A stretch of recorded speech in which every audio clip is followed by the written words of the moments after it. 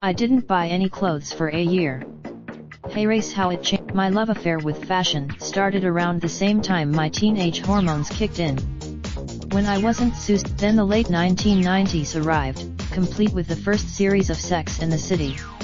I was hooked. We wanted to keep up.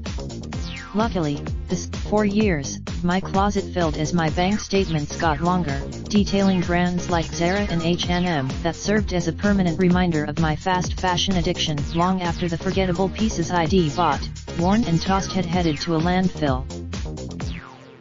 Everything changed in 2014, when I turned 30.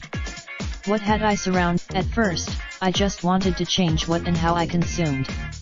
I wanted to know where. During the first few weeks, I felt unbelievably empowered. I was no longer beholden to consumerism.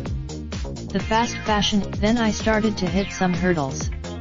I knew before over time, however, things started to shift. When I had a bad day, by the end of my no-buying year, I had reset my relationship with fashion and broken the ties that bound me to mindless consumption. I haven't looked back, and my no-buying new ethos has spread into other parts of my life too. While I still buy, Tanya Ara Yales is the founder of an Insta blog that covers sustainable living and fashion, and co-founder of an advocacy organization that strives for a fashion industry that is sustainable and free of exploitation. This article originally appeared on related videos. Suffer from the I have nothing to wear problem? Hey race, how to raindrop, drop top, smoking, no cooking the hot pot. Fucking on your bitch, yeah, that. Looking up, open the park pot.